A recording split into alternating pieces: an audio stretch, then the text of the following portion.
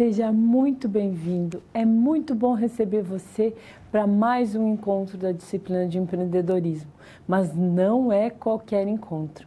O tempo passou tão rápido, parece que foi ontem que a gente começou a ver os primeiros conteúdos da disciplina, que a gente começou a falar sobre perfil empreendedor, que a gente viu o que era empreender e a gente já está chegando aqui à nossa unidade 4, que fala dos desafios do empreendedor. Então, quando a gente começou lá no panorama do empreendedorismo, falando sobre a importância de ter comportamentos empreendedores, de empreendedorismo, empreendedorismo social, depois a gente passou pelas oportunidades empreendedoras, onde a gente foi convidado a pensar em termos ideias, em trabalharmos de uma maneira diferente, em atiçarmos a nossa curiosidade para podermos empregar nas nossas atividades cotidianas ações inovadoras e empreendedoras.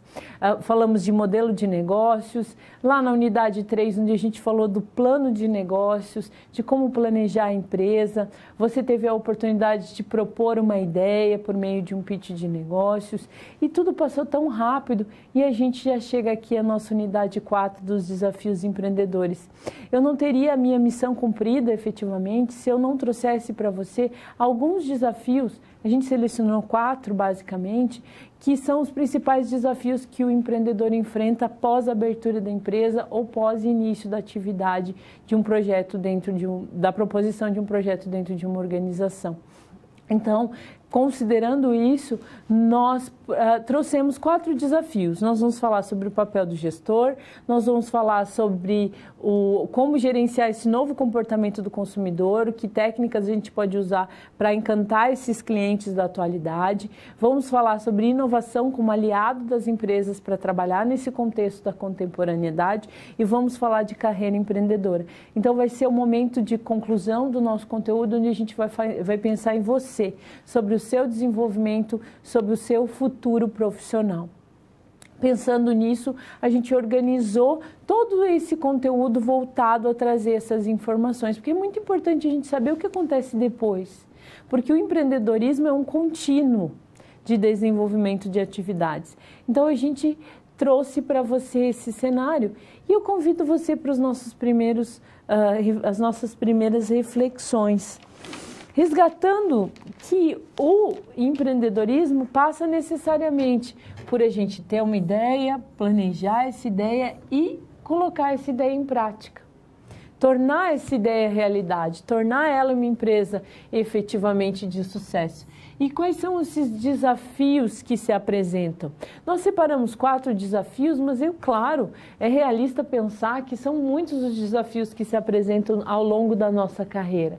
Mas a gente vai, aprendendo a lidar com os desafios, outros aparecem, e aí a gente aprende a lidar com eles e outros vão aparecerem, porque essa é a roda da vida. Essa é a roda que a gente está à mercê.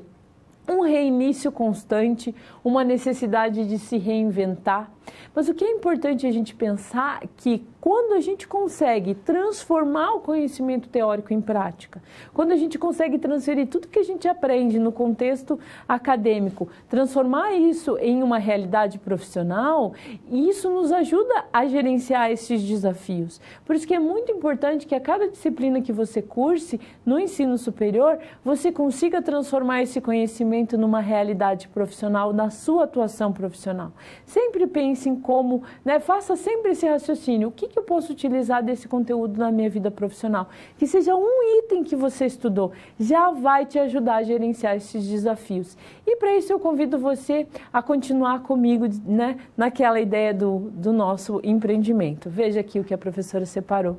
Você continuar agindo e pensando como empreendedor que já elaborou o plano de negócios e agora você precisa afinar a gestão desse empreendimento, sempre buscando o seu sucesso. Se são objetivos, planos que levam você ao sucesso. E o primeiro desafio que a gente pensa é sobre o papel das pessoas. Do primeiro encontro dessa disciplina, você já percebeu que repousa sobre o principal conceito dessa disciplina, a pessoa. Ser empreendedor, empreender, tomar uma decisão de executar uma tarefa laboriosa, uma tarefa difícil, uma tarefa que poucos são capazes de realizar. E isso, né, traz os seus devidos frutos. Então, quando a gente coloca a questão do empreendedorismo voltada para a pessoa, para o papel do empreendedor, a gente percebe a importância das pessoas. E dentro da área de gestão de pessoas, por exemplo, os especialistas são unânimes em dizer que a gestão começa pela gente. Eu não tenho como gerenciar outras pessoas se eu não conseguir me gerenciar. A autogestão, a gestão do seu tempo, a gestão das suas emoções, a gestão das suas expectativas, dos seus medos. Então, a gestão começa pela pessoa. Então, o primeiro desafio que a gente vai analisar aqui é como atuar como gestor.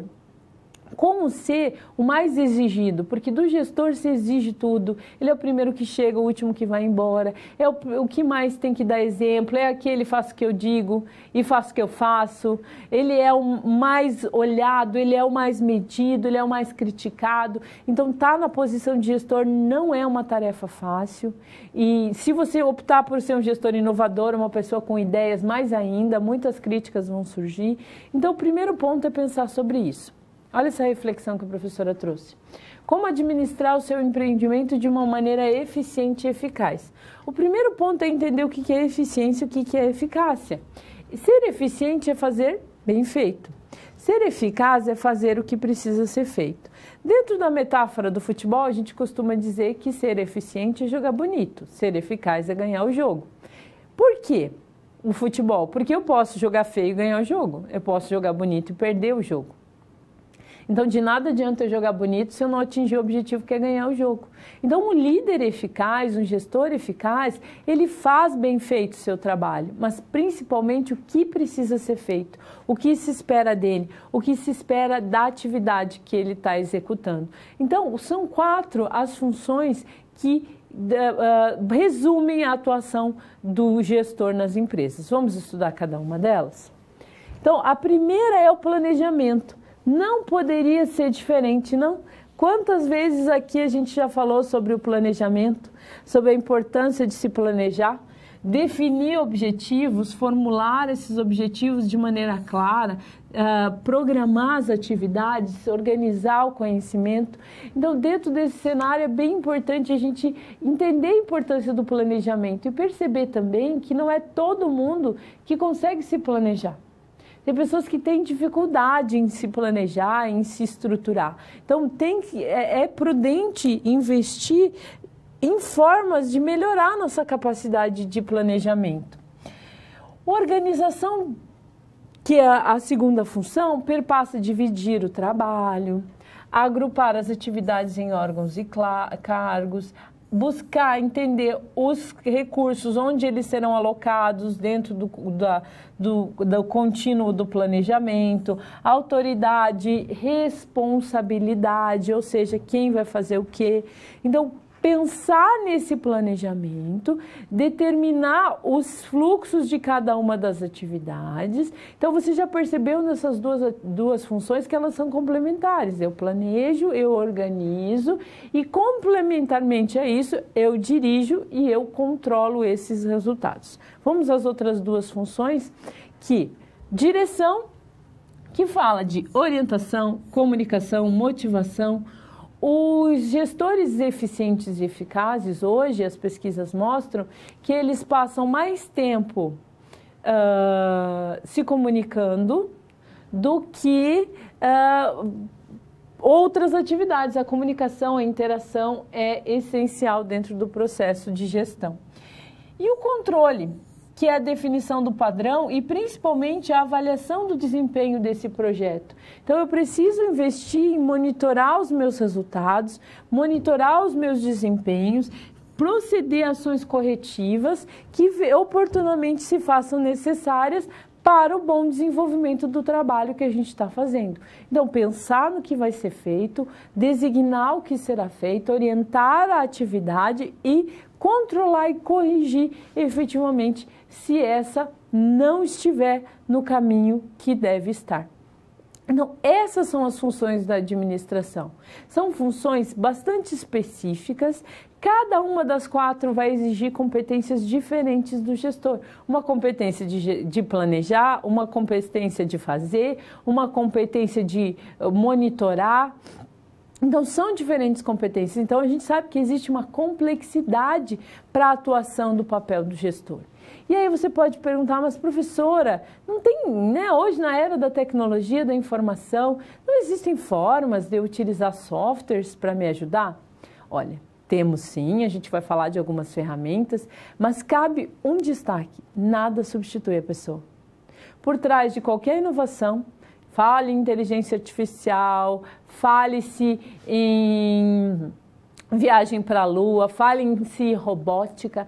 Por trás de todas essas inovações nós temos pessoas, nós temos seres humanos que fazem a diferença. Então, sempre começa pelas pessoas. É mais ou menos como você pensar em dar uma Ferrari para alguém que não sabe dirigir. Vai ser bom o resultado? Não. Provavelmente vai dar aquele popular, vai dar ruim, professora, porque não vai dar certo. Então, muita gente acha que ferramenta, que tecnologia resolve todos os problemas da empresa. Não, não resolve. É como a gente pensar, por exemplo, em jogar lá no site de busca uma receita de bolo de cenoura. Você vai encontrar receita de bolo de cenoura que nem cenoura vai. Duvida? Faz a pesquisa para você ver. Como que eu vou saber qual é a ferramenta adequada para a minha empresa se eu não sei o meu papel, se eu não sei onde é que eu devo atuar, se eu não conheço o meu trabalho, se eu não conheço o cenário onde a minha empresa está inserida? Então, de nada adianta eu escolher a melhor das ferramentas de gestão se eu não sei gerenciar, se eu não sei fazer. É como você querer coordenar um trabalho que você também não sabe fazer, né? Vai ser como um monte de cegos se ajudando, tentando sair de um quarto escuro. Ninguém vai a lugar nenhum. Então, você precisa primeiro conhecer a sua atividade, conhecer o que você faz, a forma como que deve fazer, para daí sim você pensar nas ferramentas. Aí, vamos pensar nas ferramentas juntos? Então, ferramentas. Aí surge a pergunta, vamos conhecer algumas ferramentas de gestão que auxiliam, olha a palavra-chave aqui, auxiliam o processo de gerenciamento. A ferramenta, ela é sempre auxiliar, ela vem como uma complementação do trabalho das pessoas. Ela vem para complementar, para proteger, para organizar, para ajudar a dar uma sistematização e processualizar as atividades, mas ela não substitui as pessoas, ela complementa as atividades. Nós vimos muitas ferramentas ao longo do estudo do empreendedorismo. A gente falou sobre modelo de negócios, falando da metodologia Canvas, a gente falou de SWOT como ferramenta para ajudar a desenvolver o planejamento estratégico da empresa, a gente falou sobre outras ferramentas que ajudam software, né, para ajudar a fazer o plano de negócios. E hoje, para a questão da gestão, nós separamos 2 ferramentas que ajudam na gestão das organizações. Vamos ver cada uma delas? A primeira ferramenta que nós separamos aqui é o ciclo PDCA. Se chama PDCA porque são as letras que iniciam palavras. P de plan, que é planejamento, D de do, que é fazer, C de check, que é checar, e A de agir, que formam esse anacrônimo que a gente chama, né, que são 4 letras que formam o nome dessa ferramenta. O ciclo PDCA, ele é bastante utilizado para a área de qualidade, para a área de gestão de risco. Por quê? Porque ele é bastante utilizado para identificação e correção de problemas de qualidade. Então, ele começa pela localização de um problema. Então, vamos imaginar que existe alguma coisa que não está fazendo sucesso no nosso hambúrguer vegetariano ou vegano. E a gente precisa pensar em mudar esse processo produtivo, melhorar, encontrar alguma falha, tá misturando os produtos que não são veganos com o produto vegano. Então, a gente precisa fazer uma correção, estabelecendo um plano de ação, executando esse plano de ação, verificando se esse plano de ação foi o suficiente para resolver o problema que a gente tinha de qualidade e, posterior a isso, né, se essa correção se mostrar mais efetiva, a gente implementa. Então, Também é bastante utilizado na área de gestão de risco, para verificar as áreas de possíveis riscos dentro das empresas, as áreas mais frágeis dentro da organização, onde podem acontecer mais acidentes de trabalho. Então, para localizar problemas de qualidade, para localizar áreas de risco dentro da empresa, um ciclo PDCA. Para organizar a atividade dentro da empresa, tem uma outra ferramenta que eu gosto muito e ela é simples, porque eu posso montar a planilha no Excel, ou colocar isso num Word e organizar as minhas diferentes atividades de acordo com a proposta da ferramenta, que é a ferramenta 5W2H. A ferramenta 5W2H também são palavras em inglês. Sim, claro. Essa aula de empreendedorismo está mais parecendo uma sopa de letrinhas em inglês. É mais ou menos isso. A 5W2H são 5 palavras que iniciam com a letra W e 2 com a letra H. 2 com a letra H é o como, que é o how, e o how much, que é o quanto. As 5 W são o when, que é quando, o where, que é onde, o what, que é o que, o why, que é o porquê, e o who, que é o quem. São 5 palavras que remetem a questões que ajudam o empreendedor a organizar as suas atividades. Então, imagine que você quer contratar um colaborador, que você quer fazer uma compra, você coloca isso numa planilha. Então, eu trouxe aqui um exemplo para ficar bem claro para você. Olha como é fácil. Eu coloco aqui as perguntas e eu vou organizando a atividade. O que eu vou fazer aqui? Comprar pães, frios, hortifruti, produtos atacadistas. Para quê? Porque se eu não tiver matéria-prima, eu não produzo os meus hambúrgueres, então eu tenho que sistematizar essa compra. Quem que vai ser o responsável? Posso colocar um nome aqui, para não ficar aquele empurra-empurra. Era eu, era você, quem é que era aqui a pessoa responsável por fazer essa compra? Quando? Frio a cada 3 dias, pão diariamente, eu vou colocando as datas aqui que eu vou comprando. Faço aqui onde a lista das empresas onde eu vou comprar, faço aqui a descrição, lá no supermercado é só ligar, lá na padaria é só mandar o WhatsApp, e aqui no quanto custa eu faço um histórico do que foi pago, quanto que são os custos que a gente está tendo para cada produto. Então, é uma ferramenta simples, fácil de ser montada, não preciso de nenhum SIG lá, nenhum sistema de informação gerencial, não preciso de nenhum software muito complexo, eu posso simplesmente colocar essas informações no Word, Excel, que todo mundo sabe usar, e aí eu consigo fazer a utilização dessa ferramenta.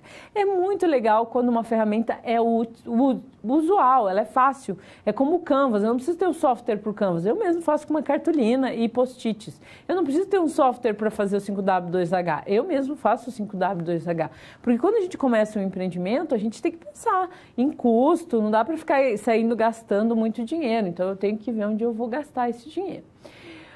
Ser útil, ser válido, traz a gente a pensar sobre esse novo cliente, sobre esse novo cenário que se apresenta. E para isso a gente vai pensar agora a respeito do perfil desse novo cliente. Vem comigo que eu quero te mostrar algumas informações importantes. Então, temos aqui que é muito importante conhecer o perfil do cliente. E para isso é preciso entender as necessidades desse cliente, identificando seu comportamento de compra, para daí efetivamente fazer a proposição do produto correto, da forma correta. E para a gente pensar a respeito de como mudou, como você mudou, como eu mudei como cliente, eu convido você a pensar vou compartilhar uma história com você. Hoje nessa aula eu vou compartilhar algumas histórias minhas. Algumas fake, outras verdadeiras, mas eu sempre vou comentar se a história é verdadeira ou não. Essa história é verdadeira. Eu lembro quando minha mãe quis comprar o primeiro aparelho de CD lá da nossa casa. A gente foi em várias lojas, a gente fez vários levantamentos de preço, a gente listou as características de cada um dos aparelhos de CD. Eu lembro que se tinha fita cassete, se não tinha fita cassete, gente. Quem é que usa fita cassete hoje em dia? Tem gente que nem sabe direito o que é a fita cassete, porque nunca viu. Porque tem as novas gerações, por exemplo, nunca viram uma fita cassete. E eu lembro que a gente fez toda uma pesquisa para comprar lá o aparelho de CD, depois conversou com os amigos, trocou ideia, qual que era a relação custo-benefício, enfim. Depois de muitos dias de pesquisa e muito andar e gastar sola de sapato, minha mãe decidiu o que ela queria comprar. Comprou o aparelho de CD e eu tenho uma memória muito forte disso, porque a gente tinha uma coleção de CDs de música clássica que foram comprados na sequência.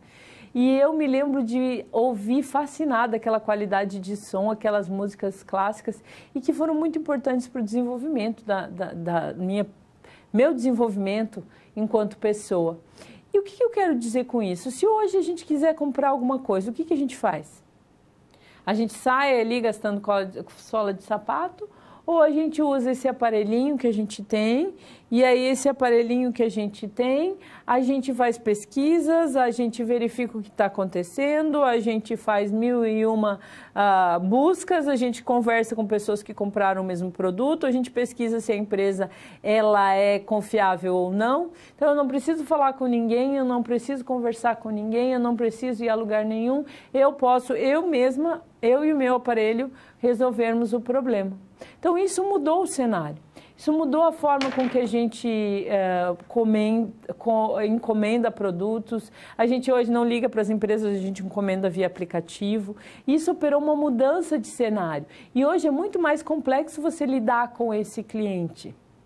Por isso que as empresas têm investido em conhecer o perfil desse cliente. Vamos a algumas perguntas-chave para que a gente entenda esse perfil desse consumidor. Ou seja, quem toma a decisão de compra desse cliente, quem influencia a decisão de compra desse cliente, quando esse cliente prefere comprar, quando esse cliente compra esses produtos, onde é possível encontrar esse cliente, quais os locais esse cliente frequenta.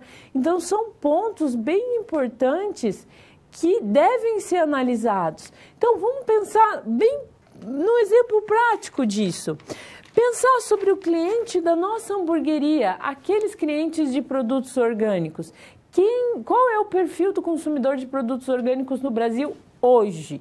São mulheres na faixa etária entre 35 e 60 anos, com ensino superior completo normalmente, né, na sua grande maioria, com 5 a 7 salários mínimos de remuneração. Por que são mulheres? Porque as mulheres têm maiores preocupações na hora de pensar qual é a alimentação dos seus filhos, qual é o produto que elas estão colocando na mesa dos seus familiares. Então, esse é o perfil dos consumidores de produtos orgânicos. E como é que a gente pode converter isso em resultado para a nossa empresa? A gente está oferecendo um produto para um público específico. E aí a gente vai poder escolher uma ferramenta capaz de atingir esse público efetivamente. Aí você pode me perguntar, professor, onde é que eu tenho essa informação? Se você, por exemplo, jogar hoje lá nos sites de busca, você vai encontrar lá, coloca comportamento do consumidor de produtos orgânicos, comportamento do consumidor de produtos veganos, comportamento do consumidor de produtos X ou Y. Tem muito material publicado já sobre comportamento do consumidor, algumas pesquisas. Outra possibilidade é você fazer a sua pesquisa. Como que eu faço isso, professora? Lá na unidade 2 a gente falou sobre pesquisa de mercado. Qual era as fases de desenvolvimento de pesquisa de mercado? Pesquisa de mercado é uma maneira de você entender o mercado, de você conhecer o comportamento dos seus clientes, conversando com eles, né? Nada melhor para entender o comportamento de alguém é conversar com a pessoa. Então, conseguir identificar essas semelhanças entre os comportamentos vai ajudar você a fazer a escolha correta. E para isso, eu trouxe uma ferramenta que ajuda a organizar essa prospecção, essa identificação e essa proposição de produtos para esse cliente mais exigente. Vamos ver qual é a ferramenta? A ferramenta que a professora trouxe aqui é o funil de vendas.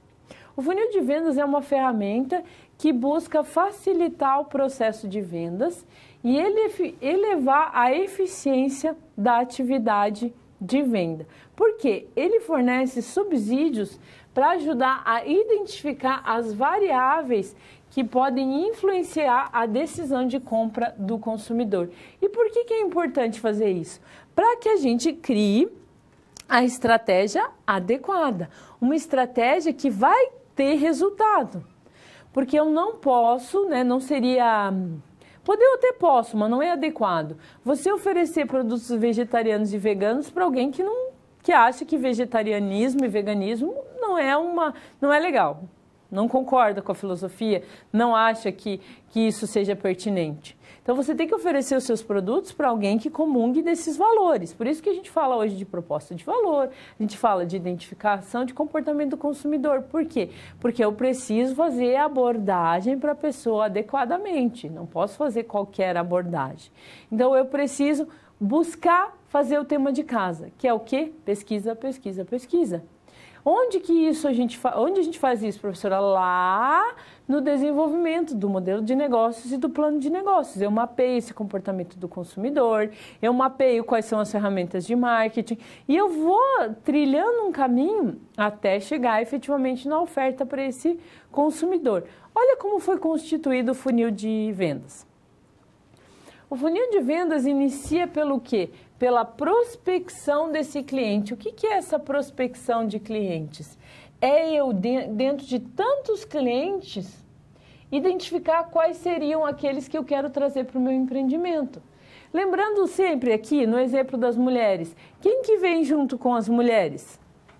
As mulheres vão trazer o esposo, o namorado, a mãe, o pai, o sogro, a sogra. Não, gente, vamos lá naquela hamburgueria, porque lá tem qualidade no produto, o produto ele é orgânico, ele é feito com padrão de qualidade, tem menos agrotóxicos, tem uma preocupação de ser um fast food saudável. Então isso faz muita diferença para o cliente e ele vai trazer seus familiares junto. E aí, então, prospectar esses clientes, qualificar esse cliente dentro das informações que a gente tem, aí sim eu apresento o produto. Percebeu que a apresentação do produto acontece lá na frente?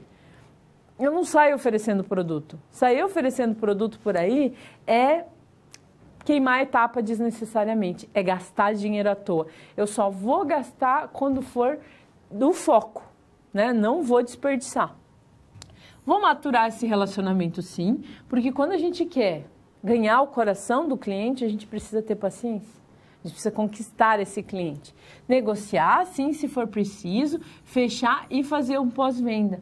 E nesse ponto do pós-venda, é muito importante a gente pensar o quanto essas mídias sociais, as redes sociais, contribuem com isso. Hoje fica muito mais fácil eu conseguir ter esse feedback, ter esse retorno do meu cliente. Por quê?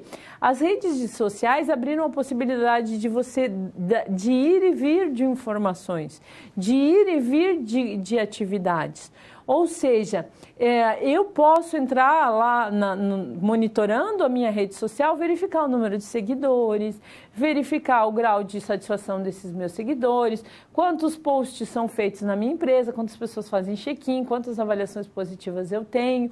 Então, tudo isso fica mais fácil por meio do uso das redes sociais, que permite que pequenas, grandes empresas que são somente virtuais, que não existem fisicamente, tenham informação e interajam com os seus clientes. E é por isso que, dentro desse cenário, a gente pode viabilizar empresas que são só online. Tem muita empresa que só existe por causa das redes sociais. Então, usar essas ferramentas é muito importante. Olha essa representação que a professora fez para complementar a questão do funil de vendas. Prospecção desses consumidores, clientes potenciais, apresentação de produto, acompanhamento, negociação, fechamento e pós-venda. A possibilidade desse pós-venda, mas por que, professora, esse destaque para isso? Porque antigamente o pós-venda ele era feito de uma maneira muito complexa, às vezes as empresas nem tinham pós-venda, porque ligava para o cliente para saber como tinha sido a experiência, ou preenchia um formulário gigante falando de satisfação e explicando se tinha ficado satisfeito ou não. Hoje não, hoje isso não acontece mais. Você acompanha a satisfação do seu cliente por meio das redes sociais mesmo. O Facebook tem várias ferramentas de monitoramento e você consegue ver qualitativamente e quantitativamente, né? Ou seja, informações descritas e números, o que está acontecendo em cada cenário. Então fica muito mais fácil eu ter uma informação mais objetiva e qualificada para entender um pouco mais a respeito desse comportamento do consumidor, né? Ou como eles estão agindo e o que influencia esse comportamento. Vamos pensar um pouco mais a esse respeito? De o que influencia o comportamento do consumidor na tomada de decisão. Pensando no exemplo das mulheres mesmo, que são os nossos clientes potenciais para o empreendimento de hambúrgueres orgânicos. O que influencia essa tomada de decisão? Elas estão preocupadas com a saúde, elas estão preocupadas com o meio ambiente, elas estão preocupadas com a qualidade dos produtos. E para ilustrar, a professora trouxe aqui o que é comportamento do consumidor segundo a American Marketing Association. A interação, então eles dizem o seguinte, a interação dinâmica entre sentimentos e percepções, comportamentos e ambiente, pela qual os seres humanos conduzem os aspectos da relação de troca em suas vidas. Ou seja, o comportamento do consumidor passa necessariamente pelas questões emocionais, pela percepção do ambiente, pelo onde estão as empresas. Por isso que dentro do marketing a gente desenvolveu a questão da atmosfera de compra. Não sei se você já ouviu falar sobre isso. O que é a atmosfera de compra? Você chega numa loja, tem um perfume específico, tem uma música ambiente, tem uma colocação das roupas. Então, a atmosfera de compra perpassa cheiro, perpassa olfato, audição, visão, em determinados setores, degustação. Então, todos os sentidos são trabalhados para que a pessoa se sinta mais confortável, para que ela tenha uma experiência de compra, para que às vezes ela seja chamada a comprar até o que ela não pensou. Você chegar no lugar e ter aquele cheiro bom de comida, aquele cheiro bom de chocolate, aquele cheiro bom de pão, você fica com vontade de comprar, aquele cheiro bom de hambúrguer. Então tudo isso influencia na compra. E outro ponto importante é que nenhuma decisão que a gente toma é dissociada do emocional. Você pode dizer, sim, professor, eu compro o que o meu dinheiro dá. Só que mesmo ali, se você tem duas opções que o seu dinheiro é possível de pagar, você vai escolher, vai ficar com a que você gostar mais. Não tem como. A questão emocional, ela faz diferença. Ela pode não ser o principal, mas ela faz diferença na hora de tomar decisão. Vamos voltar aqui ao nosso conceito, que fala que o comportamento do tomador de decisão no mercado de produtos e serviços muitas vezes é utilizado para descrever esse campo interdisciplinar que busca entender o comportamento do consumidor. Então, entender que as percepções, que o ambiente, que vários aspectos acabam influenciando a decisão desse cliente. E tomando isso como base, destacando sua importância, nós separamos aqui 4 técnicas para influenciar o comportamento do consumidor na tomada de decisão. Então, primeiro ponto, ter mais opção não significa que as escolhas vão ser melhores. Então, quantidade não significa qualidade. Não se engane. Traduzir os benefícios na linguagem do consumidor. O que significa isso? Significa mais ou menos você dar uma aula em inglês num país que só fala português. Então, não adianta você colocar os benefícios do produto de uma maneira que o cliente não entenda. Não, ele precisa entender esse produto, ele precisa entender a importância, o benefício que ele vai ganhar. Na dúvida, o consumidor escolhe o padrão. O que isso quer dizer? Quer dizer que se o cliente não sentir segurança na sua empresa, ele vai para o que ele conhece. E nunca devemos economizar nos incentivos que vão fazer o nosso cliente escolher a nossa empresa. Destacar, conseguir mostrar para ele a importância dos produtos orgânicos, que a nossa empresa sim se preocupa com o meio ambiente, que sim, ela está preocupada no impacto ambiental, no impacto social, no impacto efetivo daquela atividade. Então, é conquistar o cliente, é falar de uma maneira que ele entenda. A comunicação perpassa entendimento, então não adianta eu trazer algo aqui que você não entenda, que não fique claro, que não seja entendível. Então, essa tradução para a linguagem do cliente, esse incentivo ao influenciador da tomada de decisão, por exemplo, quando a gente pensa em pais com filhos, as crianças influenciam diretamente na tomada de decisão de compra. Então, eu tenho que considerar isso na hora de determinar a minha estratégia de marketing. Então, fazer o tema de casa, estudar, ter informação é muito importante. E falando nisso, isso, eu trouxe uma atividade para a gente, que as empresas sabem o que os clientes estão falando sobre ela nas redes sociais. Dê a sua opinião a respeito do monitoramento do comportamento do consumidor na era digital. Compartilhe com a gente experiências que você tenha tido, de você ter reclamado e ter sido ressarcido, de ter utilizado uma rede social para reclamar em alguma coisa e o seu problema ter sido resolvido. Vou te dar ali uns 2 minutos e meio para você pensar, se organizar. E aí você manda o seu comentário e eu volto para a gente comentar junto, combinado? Não fica com saudade não, eu já volto.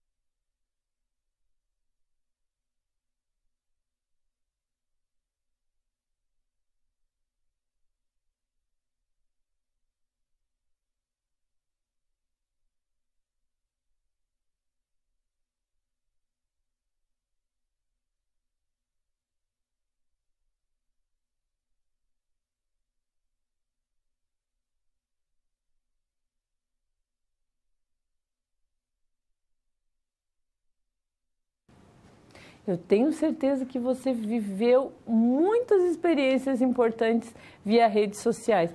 Me aconteceu uma vez que eu comprei um tênis para viajar. Adorei, super bonito, confortável, só que daí quando eu cheguei lá, depois de um tempo viajando, o tênis descosturou, assim, sabe, tipo, aconteceu uma tragédia. Aí eu contatei o pessoal lá via redes sociais mesmo, eles já me mandaram aqueles números de correio, era só colocar o tênis dentro de uma caixa e devolver para a empresa. Eles não tinham mais daquele tipo, né, ele estava saindo de linha, talvez porque tivesse defeito, enfim. Aí eles me reembolsaram o dinheiro.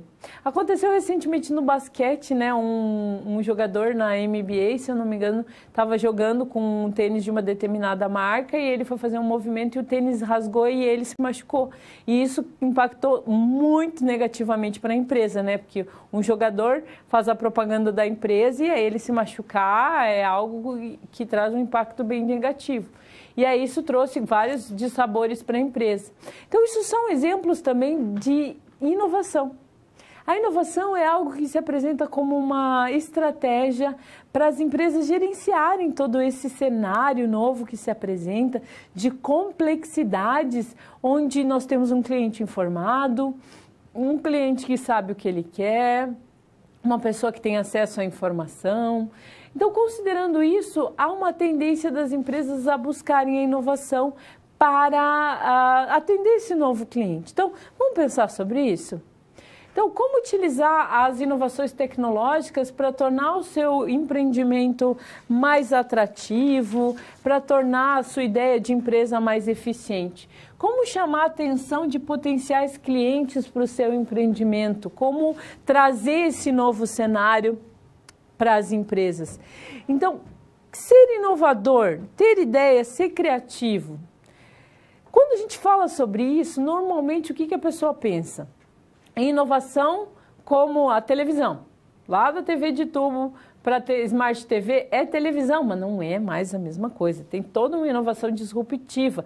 É o mesmo produto, mas não é mais o mesmo produto. É que nem máquina fotográfica, não é mais o mesmo produto. Das analógicas para as digitais, outro contexto. Mas inovação não é só isso, não é viagens tripuladas a Marte. Não, também é inovação. Mas inovação também perpassa em coisas simples, como, por exemplo, eu fui recentemente a uma loja de brinquedos para escolher um brinquedo para o meu sobrinho que está fazendo 1 ano de idade. E aí eu estava lá passeando na área dos bichos de pelúcia e aí me deparei com uma prateleira de produtos para pet. Eu perguntei para a vendedora, isso aqui é mesmo produto para para cachorro, para gato e tal? Ela disse, sim, são brinquedos para pet. E você não sabe como eles fazem festa, eles vêm aqui, eles mesmos escolhem os brinquedos dele. E eu fiquei pensando que isso é inovação, é verificar uma nova tendência de mercado, de pessoas que só têm pet, não tem filho, que vão lá comprar brinquedo para o pet na loja de brinquedo. Isso acontece muito. E também para cenários como, por exemplo, pensei na hora para a família da minha irmã. Ela, o filho de 1 ano, o marido e os 2 cachorros. Compra brinquedo para todo mundo no mesmo lugar, vai comprar lá um presente, um brinquedo para o Bernardo e já compra um presente para o Logan, para a Laila, para os cachorrinhos, e aí todo mundo ganha presente, todo mundo fica feliz. Isso é inovação? É inovação. É uma inovação gigante? Não. É uma alteração, uma inserção de uma linha de produtos que vem ao encontro de uma necessidade dos clientes. Isso é inovar, é fazer diferente. Olha o conceito de inovação para que fique bem claro para você que inovação é o processo de estimular a criatividade para gerar ou agregar valor de novas maneiras por meio de novos produtos e serviços. Em outras palavras, inovação é o resultado entre a soma da criatividade e ações que produzem resultados favoráveis para a empresa. Os negócios inovadores são aqueles que introduzem no mercado com êxito produtos e serviços inéditos, adotam processos, métodos e sistemas que não existiam anteriormente, com alguma característica nova, da até então em vigor no mercado e nos seus concorrentes. Então, a inserção dessa linha de produtos pets é uma inovação, porque vem ao encontro de uma necessidade de mercado, pode estar fazendo algo que a concorrência não está fazendo, não percebeu que já vai atender as famílias que têm pet, vai atender as pessoas. Vou lá, eu vou comprar um presente para o meu sobrinho, já compro presente para minha cachorrinha, e aí num contexto de que todo mundo é atendido. E as empresas têm percebido isso. E um aspecto que é interessante é que a inovação ela tem várias fontes. Desde que você saiba procurar, existem várias fontes para você encontrar ideias inovadoras. Vamos ver algumas? Nós temos colaboradores da empresa, parceiros, clientes, concorrentes, vendedores, nós temos a academia, ou seja, as universidades também são fontes de inovação. Então, diferentes fontes, mas com o mesmo intuito de trazer coisas novas para a empresa, de trazer possibilidades de fazer as mesmas coisas de formas diferentes. Por isso que durante o desenvolvimento dessa disciplina a gente convidou você a ser criativo, a dar ideias inovadoras, a pensar de uma maneira nova, porque essa é a nova tendência e é um desafio você pensar fora da caixinha, é um desafio você pensar um cenário de diferentes formas. Então, como ser inovador? Como fazer com que a inovação efetivamente contribui para o empreendimento? Como transformar todas essas dúvidas em ideias, que são essas lâmpadas que estão saindo da cabeça da nossa imagem ali? Como fazer isso? Para ilustrar esse cenário, eu vou contar uma história. Nesse caso, eu não sei se é fato ou fake. Não aconteceu comigo, mas é uma história que eu já ouvi várias vezes e a gente já utilizou na graduação. Mas ela ela é perfeita para a gente entender esse cenário que a gente está trabalhando aqui. É o cenário de uma empresa que produz pasta de dentes. E aí eles estavam com um problema, que tinha algumas caixinhas de pasta de dente que saíam vazias do processo produtivo. Eu já sou partidária que nem precisava da caixinha, né? Se fosse perguntar para mim, elimina a caixinha, vende só o tubo da pasta de dente, para que a caixinha? Gasta papel, polui o meio ambiente. Ok, mas essa é a minha opinião. Enfim, eles estavam com esse problema no processo produtivo, que saíam muitas caixinhas vazias. Aí eles chamaram o pessoal lá da pesquisa e desenvolvimento, desenvolveram uma balança de precisão, mudaram a linha do processo produtivo, inseriram a balança de precisão lá, só que a balança precisava de alguns segundos para fazer a pesagem. E não dava para entrar duas caixinhas ao mesmo tempo, senão alterava o peso. Então, eles aumentaram o tempo do processo produtivo por caixinhas, uns 3 segundos. 3 segundos parece tão pouco, mas se você juntar 3 segundos, 3 segundos, 3 segundos, 3 segundos, dá um monte. Aí, o que foi feito? Instalaram a balança de precisão, aumentaram um pouco o processo produtivo e esperaram. Depois de um tempo, o problema estava praticamente resolvido. Eles não perceberam diminuição no número de produtos e o produto foi resolvido. Aí eles foram lá, olha, a gente resolveu o problema. Chegaram lá, a balança estava desligada. Aí surgiu o mistério. Como é que o problema está resolvido, a gente está produzindo igual e a balança está desligada? Aí eles olharam e perceberam que, num outro ponto do processo produtivo, tinha um ventilador. Exatamente, um ventilador. As caixinhas que passavam lá, que estavam cheias, continuavam. As que estavam vazias, voavam. O que aconteceu? Os profissionais da empresa, aqueles que estavam trabalhando na empresa, perceberam que ia ficar muito demorado ficar pesando as pastas de dentes. Aí o que eles fizeram? Eles fizeram uma vaquinha, compraram um ventilador e resolveram o problema. Qual que é a moral da história? Não precisava nem ser o ventilador, nem a balança de precisão. Podia ser uma terceira via? Podia. O que faltou aqui? Faltou aqui conversar com quem está na linha de frente, ter uma cultura de inovação onde todo mundo dê ideias dentro da empresa, onde todo mundo participe, ouvir o colaborador que está lá na linha de frente, dar a possibilidade das pessoas participarem do processo. Então faltou comunicação, faltou visão, gastaram dinheiro à toa.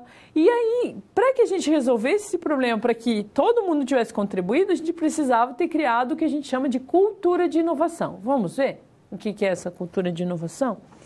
A cultura de inovação nada mais é do que a promoção de um ambiente, onde haja promoção e geração de ideias de forma a termos soluções criativas e sustentáveis para o empreendimento. Ou seja, termos formas de que todo mundo dê ideia, de que todo mundo participe. Pense sobre esses colaboradores que assistiram a empresa gastar 10, 15 mil reais numa solução cara que não era a mais eficiente. E com 50, 60 reais eles resolveram o problema da mesma forma. Isso gerou insatisfação desnecessariamente, isso gerou gasto desnecessário. Enquanto, se a empresa tivesse essa cultura de inovação, ela ia, com certeza, ter a contribuição de todo mundo. E para ajudar as empresas, a gente desenvolveu os 4 P's da inovação. Né? Os teóricos desenvolveram os 4 P's da inovação. O primeiro é o propósito. O que é o propósito? Qualquer inovação deve ser criada por uma razão. Se eu inserir lá uma linha de produtos PET numa loja de brinquedos para criança, eu tenho que ter um motivo para fazer isso. A empresa tem que determinar políticas que remunerem, que possibilitem novas ideias, colocar lá um programa de remuneração, de benefícios, para que as boas ideias recebam premiação. Investir, sim, em sistemas de informação gerencial capazes de organizar esse conhecimento. Porque hoje a gente pode dar uma ideia que não é tão boa, mas para esse cenário, mas no futuro, essa ideia pode ser a solução para os nossos problemas. Então, criar processos formais de ideia e de conservação dessas ideias. E ter pessoas com perfil empreendedor, pessoas com capacidade criativa, pessoas que entendam a importância de ter comportamentos empreendedores, a importância de ter possibilidade de dar ideias, de se desenvolver enquanto pessoa. Então, mais uma vez, a gente volta os olhos para as pessoas, que são o personagem principal das organizações, que são o diferencial nas organizações, para você que é o diferencial dentro da empresa onde você está. E aí, pensando nisso, a gente chega no nosso desafio da carreira empreendedora. E para pensar sobre isso, eu convido você a pensar sobre esses desafios que vão se apresentar. Quais são esses desafios que você pode enfrentar nos próximos 5 anos? Desafios de ordem pessoal, doença, perda de entes queridos, desafios profissionais de você não estar mais feliz com o que você faz, de você estar no emprego que não te traz felicidade, que não te remunera, desafios no empreendimento que você tem, porque o mercado vai mudar. A economia vai mudar e o governo vai mudar também. E como é que você está preparado para enfrentar essas mudanças? E aqui, nesse momento, eu vou compartilhar com você uma história da minha vida. Essa é fato, não é fake e aconteceu comigo. A partir do momento que eu entrei na universidade, que eu passei no vestibular, eu me apaixonei pela universidade. E eu já sabia o que eu queria ser quando crescesse. Que eu queria ser professor universitário. Era o sonho da minha vida. E eu fiz tudo que eu podia na universidade, na graduação, fiz todos os estágios. Eu entrei na universidade e nunca mais saí. Eu fiz estágio na área de pesquisa, eu fiz estágio na editora da universidade, eu fiz estágio na revista científica da universidade, eu trabalhei com tudo que eu pude dentro da universidade. Da minha entrada na universidade até hoje, eu nunca saí de uma universidade. Já fiz atuações, consultorias, já ajudei a montar muita empresa, mas nunca saí de dentro da universidade. A universidade sempre foi o meu chão, porque eu sou completamente apaixonada pela universidade. No meu desenvolvimento de vida, eu tive uma mudança de estado, saí do Rio Grande do Sul, fui morar no Paraná. Nesse meio tempo que eu estava mudando, eu acabei entrando e começando a trabalhar no ensino superior. Eu virei professora universitária. Nesse meio tempo que eu virei professora universitária, eu fui fazer mestrado, virei coordenadora de curso. E já fazia alguns anos que eu trabalhava no ensino presencial, muito realizada, muito feliz. Era algo que eu conhecia, algo que eu sempre gostei de fazer. Então, era algo que fazia parte da minha vida. Eu estava muito feliz na minha atividade profissional, quando surgiu a oportunidade de fazer um processo seletivo para trabalhar com ensino à distância. E aí eu fiz o processo seletivo, fui aprovada. Claro que foi um choque, a primeira vez que você se vê refletido em todos esses cenários, que você ouve a sua voz gravada, que você assiste o seu sua primeira gravação, você leva um choque, porque não é algo simples. Uma coisa é você falar, como diz, palavras ao vento. Outra é você ter isso gravado, ter isso registrado. Aí eu levei um choque. E aí eu percebi já de antemão que eu ia precisar reaprender a técnica. Eu tinha que aprender o que era ser professor, ressignificar o meu papel, ressignificar a minha atividade, reaprender a construção da aula. E era um desafio. Sair da minha zona de conforto, de algo que eu conhecia, para assumir algo que podia ser muito legal, mas também poderia ser um fracasso. E aí eu coloquei aquilo na balança e pensei assim, vamos viver a experiência. E aí eu tomei a decisão de trabalhar com ensino à distância. E eu sou muito feliz. E eu realizo meu sonho todos os dias. E que esse ressignificado de trabalhar com ensino à distância me permitiu estar em cenários tão distintos, estar aqui com você, não ter fronteira, não ter horário, possibilitar que você, né, revisite a minha aula a hora que você quiser, que você reveja a parte que você ficou em dúvida, que você possa mandar e se comunicar comigo, mandar participação, mandar oi, mandar informações, fazer a atividade que a gente propôs lá do pitch de negócios, mandar o vídeo para a gente assistir. Então, não ter essa fronteira me possibilitou, como professora, estar em lugares que eu nunca tinha pensado. E isso me trouxe uma experiência única. E então, eu posso dizer que eu fico muito feliz em viver todos os dias o sonho que eu tenho, mas de uma maneira muito mais completa. Então, eu saí da minha zona de conforto, eu aceitei o desafio e hoje eu compartilho a alegria que é poder trabalhar como professora universitária e estar com você compartilhando um pouco do meu conhecimento. Então, eu só posso estar aqui dizendo para você que esse é o caminho, porque efetivamente aconteceu comigo. Eu me realizei, o empreendedorismo me ajudou, a gestão, a universidade me ajudou, comportamentos inovadores me ajudaram. Por que não vão ajudar você? E é só por isso que eu trabalho esse conteúdo, porque eu acredito verdadeiramente que esse é o caminho. Vem comigo que eu vou te mostrar algumas informações importantes para você superar esse desafio. Conhecimento, formação educacional, investir em ter raciocínio crítico, ser persistente, negociar com você mesmo, ser resiliente, desenvolver os comportamentos empreendedores. Quais são os comportamentos empreendedores? Conjunto realização, conjunto planejamento e conjunto poder. Busque ter iniciativa, correr riscos calculados, seja persistente e se comprometa com o seu futuro. Se você não se comprometer com você mesmo, ninguém vai.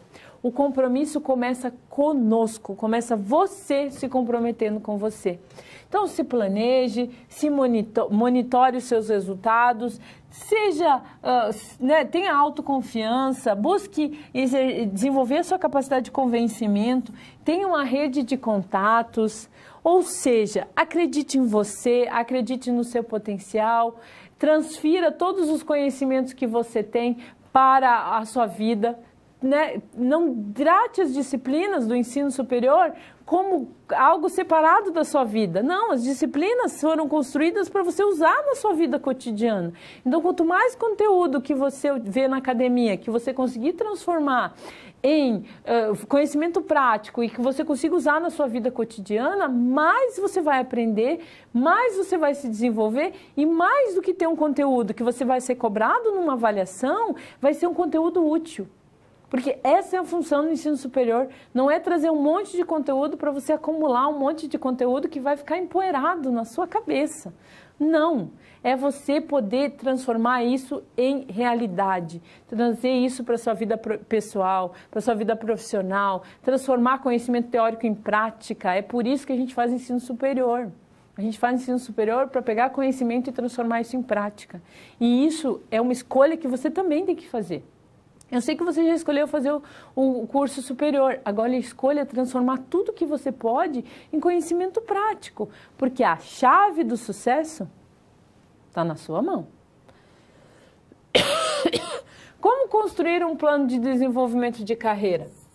A professora colocou a chave aqui, está com você.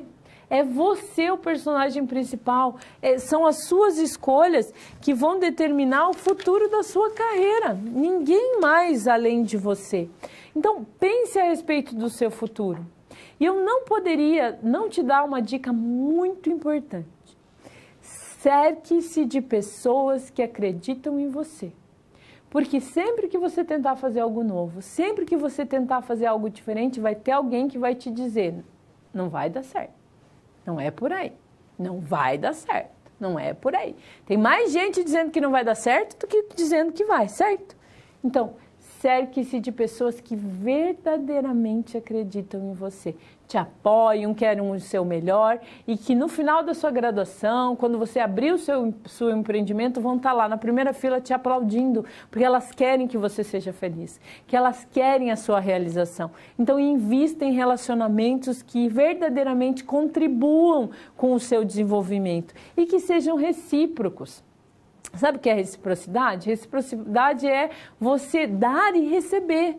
Então, tem tão pouca gente que hoje, nesse mundo tão egoísta, que pensa no outro, que se coloca no lugar do outro. E quando você encontrar alguém que verdadeiramente apoia você, ou né, você ter com você as pessoas da sua família que apoiam você, que apoiam, que sabem que o seu potencial, valorize essas pessoas. Diga para elas o que elas são, o que é, a importância delas na sua vida.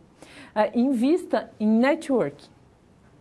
Networking é o termo que a gente usa para definir uma rede de contatos de um indivíduo. Essa rede é representada pelas pessoas com as quais o indivíduo tem algum tipo de relacionamento. Então, invista em redes de contatos que vão contribuir para o seu desenvolvimento. Vão ter pessoas que vão te criticar. Tem pessoas que vão fazer crítica só pela crítica, mas tem gente que vai te criticar porque quer que você melhore. É como relacionamento, quanto mais assim, aí você fica cansado no relacionamento, a pessoa pega muito no meu pé. A partir do momento que ela parar de pegar no seu pé, é porque ela não se importa mais. Então, pessoas que se importam com as outras, pegam no pé sim, cobram sim, estão ali querendo o melhor pra gente. Então, quem ama, cuida, quem ama, se preocupa. Então, tenha pessoas que acreditam em você. Se organize, faça metas. A professora fez uma imagem para ilustrar que o desenvolvimento de uma carreira, né, que vai levar você a realizar o seu sonho, passa por você se planejar, você pensar sobre o seu futuro, viver o máximo de experiências que você puder, aprender o máximo que você puder em cada experiência, viver intensamente cada coisa na sua vida. Descreva as metas que você vai alcançar, tenha parceiros. Aqui também é importante destacar que não tem graça ser feliz sozinho. Acontecerem coisas boas na sua vida e você não tem com quem compartilhar é uma coisa muito triste. Então, como diz o poeta, a gente tem que compartilhar. A gente compartilhar a nossa felicidade. Desmembrar essas metas em metas menores. Hoje eu faço graduação, amanhã eu faço pós-graduação. E se planejar, desenvolver o plano, né? Pensar sobre o plano da sua carreira, sobre o seu desenvolvimento, sobre como realizar os seus sonhos, viver as experiências sim, experimentar pratos de comida exóticos, visitar lugares que você nunca visitou, vai fazer um intercâmbio, vai fazer um curso de outras línguas, abra a sua cabeça para novas ideias. O poeta já falava isso, né? Que sempre que a gente abre a nossa mente para novas ideias, a nossa mente nunca volta ao tamanho original. E o que ele estava dizendo com isso? Ele estava dizendo que sempre que a gente vivencia novas experiências, a gente se torna novo, a gente se torna diferente. E isso acontece muito comigo. A cada aula que eu dou, a cada trabalho de disciplina que eu faço, eu me torno uma pessoa diferente. Às vezes eu me sinto meio aquelas matrioscas, sabe? Que ficaram famosas na época da Copa, que é uma bonequinha dentro de outra bonequinha, e tem outra bonequinha, e quantas bonequinhas cabem dentro da gente. E é um pouco também a gente pensar sobre a nossa capacidade de resiliência e de se reinventar diante das dificuldades. Você vai precisar se reinventar muitas vezes. Então, não trate os conhecimentos de ensino superior como algo que você simplesmente estudou para passar numa avaliação.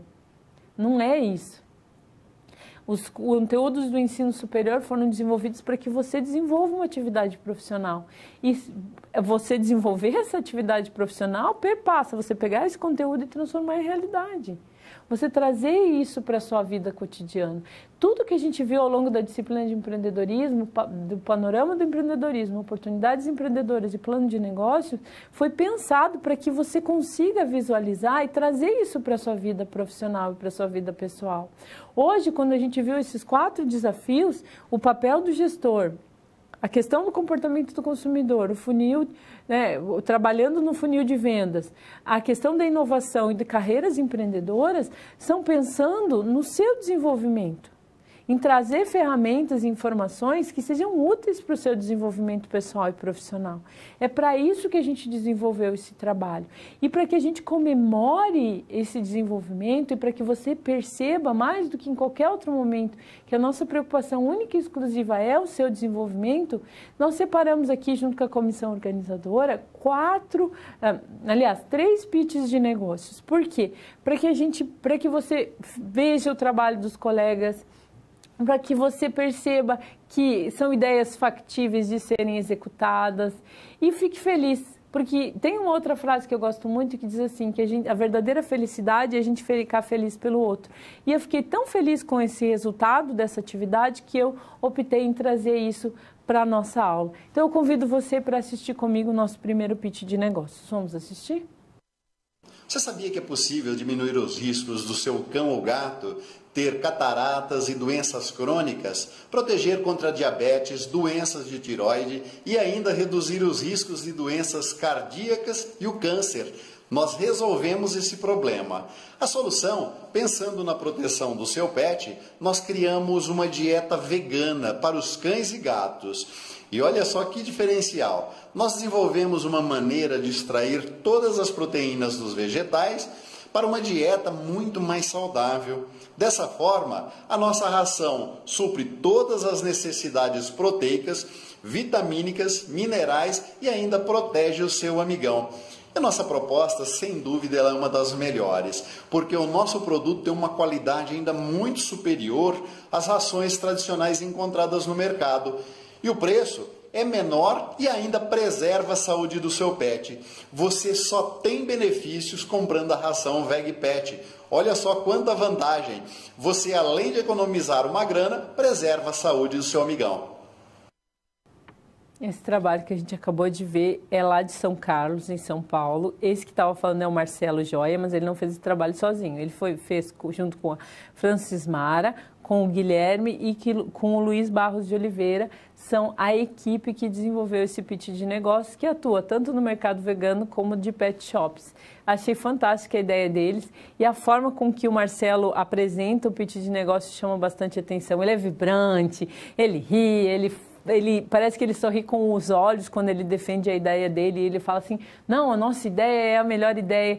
E a comissão comprou a propaganda dele e separou para a gente assistir junto. Gosto bastante desse pitch de negócios, assim como esse outro que a gente vai assistir, que é lá do pessoal de Canoas e que fala de café, que é algo que eu amo muito. Então, vamos assistir esse segundo pitch de negócios?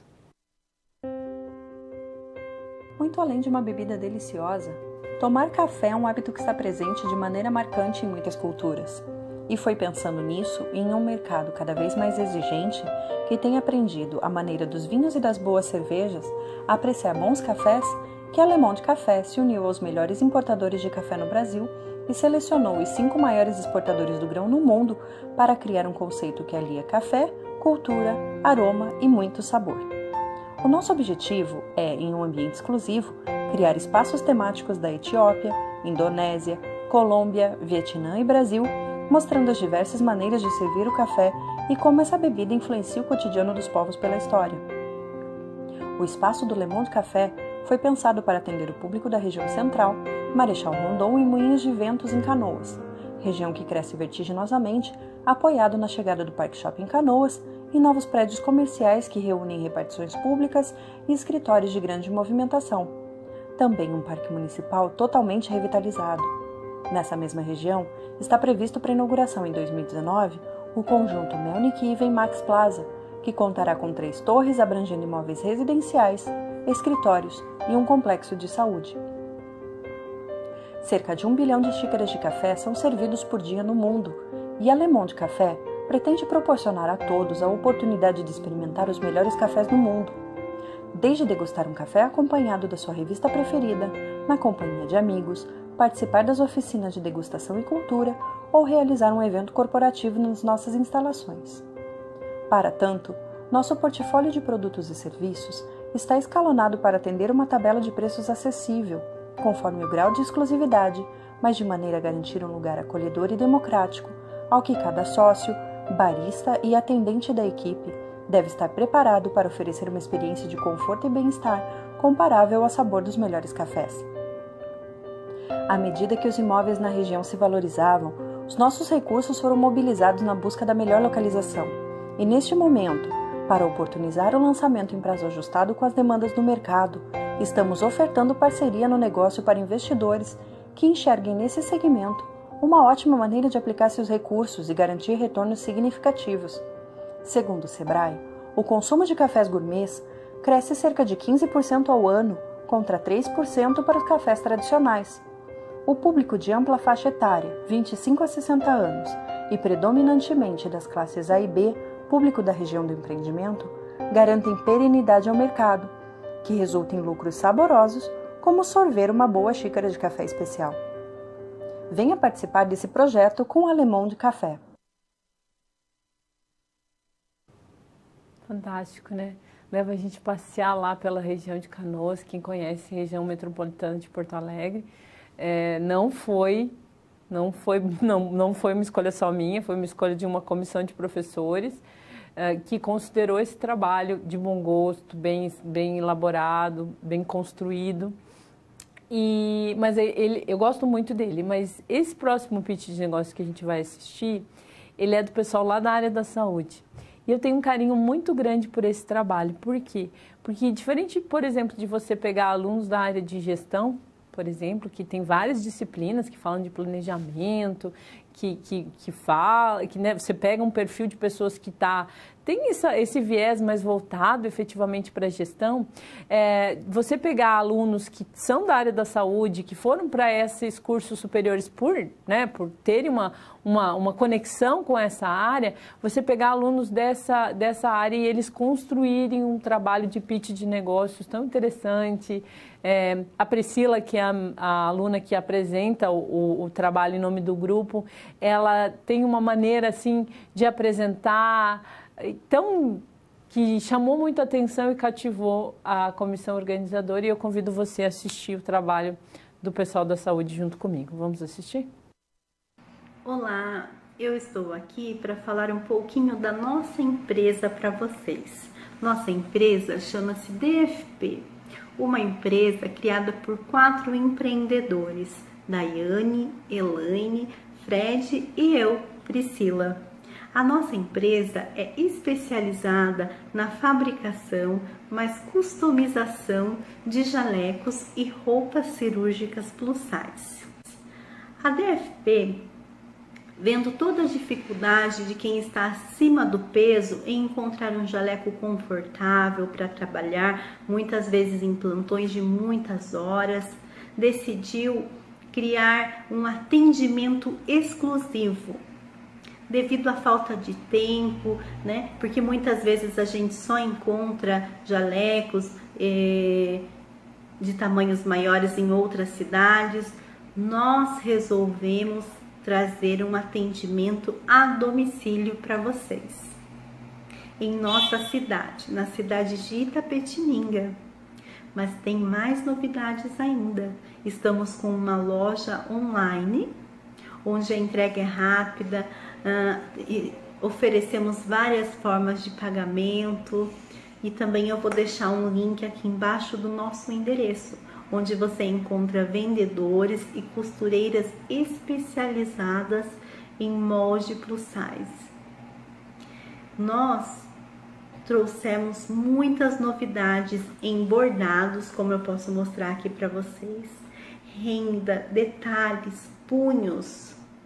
E fizemos um investimento para trazer para vocês jalecos e roupas cirúrgicas com preços ótimos. Vocês não pagarão um preço mais alto por comprarem um jaleco ou uma roupa cirúrgica plus size. O nosso preço é o mesmo preço dos jalecos e roupas cirúrgicas padrões. Então eu faço um convite a vocês. Também vou deixar aqui embaixo um link, o nome das empresas conveniadas, porque nós estamos com convênios com hospitais, algumas empresas, hospitais, e vocês que trabalham nessas empresas, nesses hospitais, estudam nessas escolas, terão um desconto especial em nossa loja. Eu vou deixar para vocês todos os nossos contatos, o link da loja, o endereço, e estaremos aguardando a visita de vocês, o contato de vocês ansiosamente. Vocês serão muito bem recebidos em nossa loja e eu tenho a certeza que vocês vão adorar o nosso atendimento, o tecido do nosso jaleco, cada detalhe de renda, cada bordado. Então eu deixo aqui o meu convite a vocês e deixo o meu abraço também. Uma boa tarde. Ela é a Priscila, aí junto com a Daiane Amaral, a Elaine Vieira Saturnino e o Frederico Almeida Prado Tozin são os autores desse trabalho. E da Le Monde Café eu esqueci de comentar que foi a Ana Paula, a Karine, o Celso, o Denis, a Franciele, a Isabelle, o Jorge, a Catiele, a Rosane e o Valdeci Barbosa que desenvolveram esse trabalho. E na pessoa de cada um desses alunos que a gente acabou de mostrar aqui, a gente quer agradecer a vocês por terem topado o desafio, terem mandado o pitch de negócio, terem acreditado no trabalho. E eles também estão aqui para representar que o nosso foco é você, sua atividade, a realização dos seus sonhos e dos seus objetivos. E a gente fica muito feliz e orgulhoso em apresentar. Para mim é um privilégio poder apresentar esses pitches de negócios, mostrar e ficar feliz pelo desenvolvimento do trabalho de cada um desses alunos. A gente recebeu mais de 1.500 trabalhos, não foi uma tarefa fácil para a gente separar alguns, mas eles cativaram o coração dos professores e eles passaram a figurar esse último encontro da disciplina de empreendedorismo, onde a gente destacou esses principais pontos. Se você veio comigo, trabalhando a cada encontro, os conteúdos, aquele quiz final onde a gente tirava, fazia o quiz, revisão dos conteúdos, concluindo esse trabalho, estudando e lendo o nosso material didático, as nossas webs, você conclui esse encontro 80%, 90%, eu diria, preparado para avaliação no momento oportuno. Os 10% que faltam são aqueles pré de final, aquela leitura, revisitar alguns pontos da aula, tirar algumas dúvidas que ainda ficaram, mas eu tenho certeza que ao fim dessa disciplina você já está bem, está preparado, alinhado com a avaliação, mas mais do que isso, que você consiga converter todos esses conhecimentos em atividade para a sua vida profissional. Que esses conhecimentos se convertam em coisas que contribuam ao seu desenvolvimento e que você consiga realizar seus sonhos, seja por meio da utilização das ferramentas do empreendedorismo ou as principais ferramentas desse curso superior que você escolheu fazer. O mais importante é que você não se deixe enganar pela zona de conforto, que você abra novas portas, que você se teste. Errar vai acontecer, mas é como diz a frase, nada fracassa mais do que o sucesso. E quantas vezes a gente tem que fracassar para conseguir realizar os nossos sonhos? Faz parte e vale o sacrifício.